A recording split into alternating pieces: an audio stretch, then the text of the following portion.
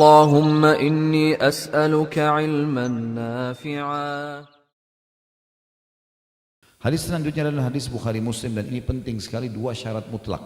Digaris bawahi kalau yang punya pena. Sabda Nabi SAW, man sama Ramadhana imanan, ini imanan garis bawahi, wahtisaba, ini juga digaris bawahi. Ghufira lahu ma taqaddama min dzambi. Barang siapa yang berpuasa karena keimanan, jadi bukan puasa karena semua teman-teman kita puasa, karena lingkungan kita puasa, karena pasangan kita puasa, karena enggak enak sama orang, enggak. Orang seluruh dunia tidak puasa pun kita tetap puasa sendiri. Keimanan antara kita dengan Sang Pencipta Allah.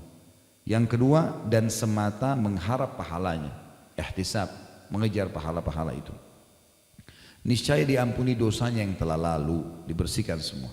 Kata penulis, tentu saja pahala yang besar ini tidak diberikan kepada orang yang menahan diri dari makan dan minum saja, namun diperuntukkan bagi orang yang benar-benar mengaplikasikan nilai-nilai puasa. Kalau dia cuma tahan lapar, tahan haus, tapi dosa setiap hari dikerjakan, maka juga puasanya tidak diterima. Contoh misalnya orang tetap puasa tapi tetap dusta. Hadis Nabi SAW riwayat Bukhari berbunyi, man lam yada' qawla zuri wal amala bihi falaysa lillahi hajatan fi an yada'a ta'amahu wa syarabah. Barang siapa yang tidak menahan diri dari ucapan dusta dan perbuatan dusta, maka sedikit pun Allah tidak sudi menerima puasanya meskipun ia menahan diri dari makan dan minum. Juga dalam riwayat Rasulullah SAW bersabda, riwayat yang lain, hadis riwayat Imam Bukhari Muslim, as-sawmu junnah, fa idza kana yawma sawmi ahadikum fala yarfuth wala yafsuq wala yajhal. Tolong tiga kalimat ini digaris bawahi ya. Fala yarfuth, kata-kata yarfuth, wala yafsuq, ini juga digaris bawahi, wala yajhal. Tiga ini nanti saya terjemahkan. Fa in sabahu ahadun falyakul inni imru'un shaim. Ibadah puasa laksana perisai. Di dalam riwayat yang dikatakan seperti perisai seseorang di antara kalian menangkis serangan musuh. Maksudnya perisai dari api neraka. Kalau ada orang yang mau jadikan puasanya sebagai perisai dari api neraka, dia nggak masuk neraka karena puasa, maka jika dia puasa, janganlah dia berbuat yang senonoh, yang tidak senonoh. Ya. Sini terjemahnya masih global kalau tidak senonoh, tapi makna rafath ya, adalah mengucapkan kalimat syahwat kepada selain pasangan halal. Sayang, cinta, rindu, apalah kekasih, ini semua hanya boleh pada istri atau suami. Suami istri pun boleh mengucapkan, tapi hubungan biologisnya nggak boleh. Tapi ini kalau umum nggak boleh. Siapa yang mau selamat dari api neraka dengan puasanya, jangan rafath, jangan fusuk.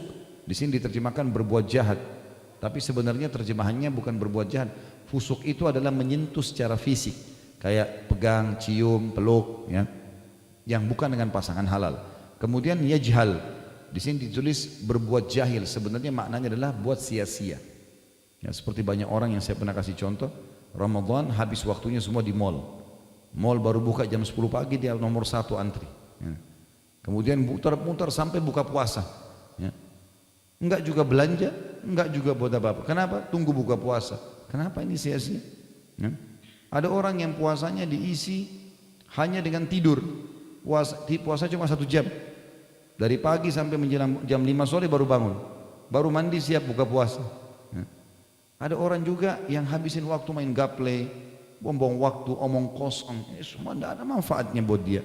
Kenapa enggak majelis ilmu? Kenapa enggak apalah baca Quran? Atau mungkin kembangkan usaha, sesuatu mencari nafkah yang halal, boleh, yang baik-baik semuanya.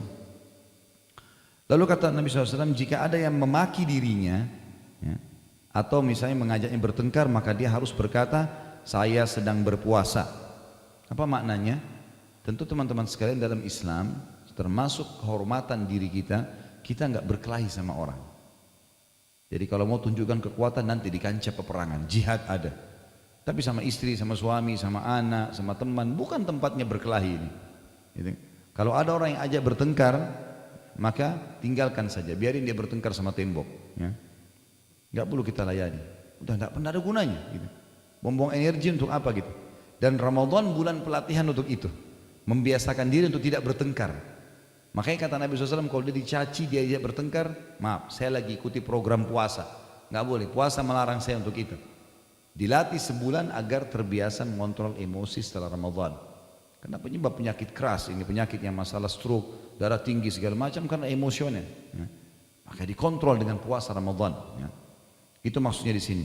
Kata beliau, penulis, wahai hamba Allah, jika anda telah berpuasa maka puasakanlah juga pendengaran, penglihatan, lisan dan seluruh anggota badan anda.